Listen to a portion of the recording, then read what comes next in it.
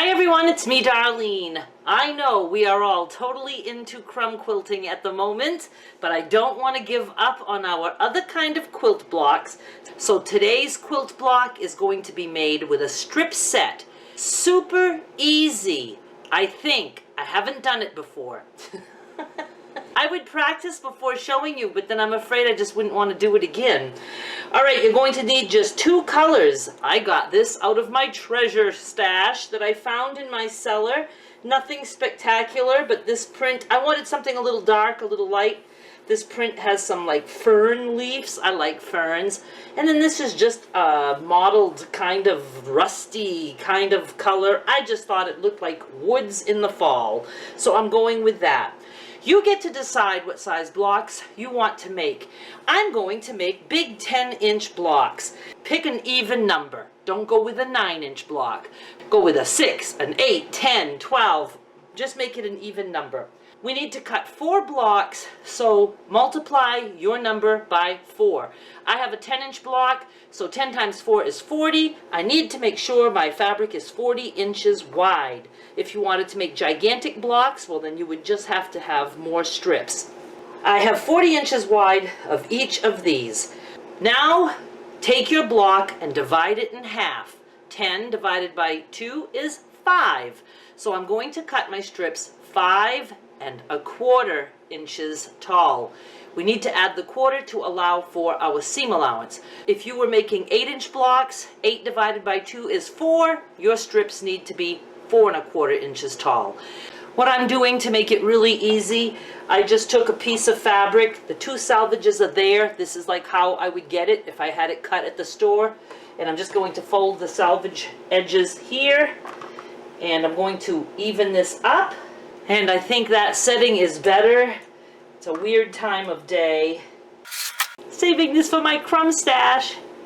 Okay, and I want 5¼ 1, 2, 3, 4, 5¼ Now I only need my strip to be 40 inches wide, but I'm going to go ahead and just sew the 2 strips together. Okay, I have to just cut the other one now. Now I'm just going to go to the machine. I'm going to put these right sides together, and I'm going to sew all along one side with a 1/4 inch seam allowance. I have my strip set sewn together, and I just press the seam to one side, and my combined strips do indeed equal 10 inches. So now I'm just going to cut my blocks 10 inches. I'm starting on the number 1. I like to start on a line and not on the very edge, so I have to always remember. Now I need to go to 11 for 10 inches because I'm starting on 1. 11 to 21. I'm just going to cut 4 of them. And this is all I have left, but that's going into my crumb scraps. Now here is the super easy part, except my ruler isn't quite long enough. We need to just cut on the diagonal. We're going to do that to all 4 blocks. You just want to make sure that you cut them all in the same direction and with the fabric the same way. For instance, I'm doing the orange on the bottom and I'm going to be cutting this way. I'm still going to just use my ruler. I'm just going to be careful about it. I did a fantastic job. If you want, you can always fold your block and press it, or you can just even finger press it, which I could do for the top part so I can see where I'm going. There. And that is it. Now we have 4 pieces that look like this, and 4 pieces that look like this.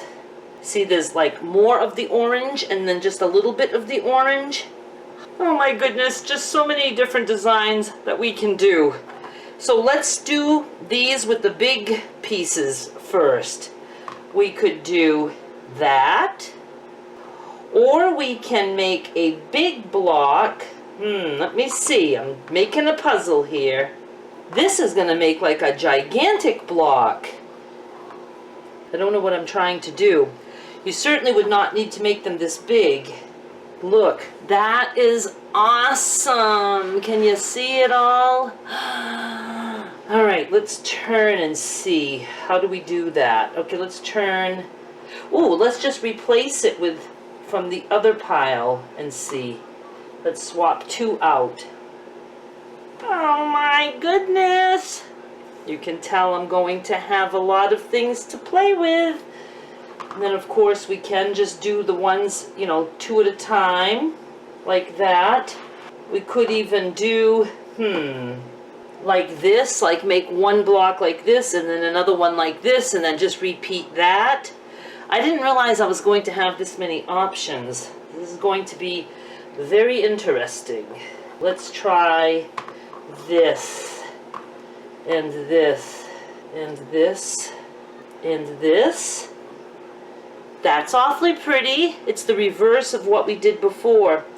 Now, I do want to say, because so many people ask me, I do have a video that I happen to talk about. The program that I use to do the digital quilts at the end, it is not a quilting program. I'm using Printmaster Platinum from, I don't know, 1997 or some ungodly year like that. And I'd have to take pictures of my blocks and then I paste them there and I turned them and then I copy and paste and I build a row and then I put rows together. It's very time consuming. So that's why I'm not suggesting anybody go out and get that. I'm sure there are quilting programs that are way better. And then I actually have to also copy that and put it onto Paint to crop it the way I want. So it's very complicated. But there are some different quilting software things out there. Some free, I'm sure some that you can buy. I might look into it, but I'm okay with what I'm doing on Printmaster. I'm having fun with it, but it is Printmaster that I'm using. It is not quilting software. It's to do posters and business cards and things like that. So let me get busy, and I don't know how it's going to work taking pictures of triangles. I haven't done that yet, but I'm gonna have fun, I'm sure. So please subscribe so you don't miss any future quilt blocks, and I'll be back with more soon. Bye!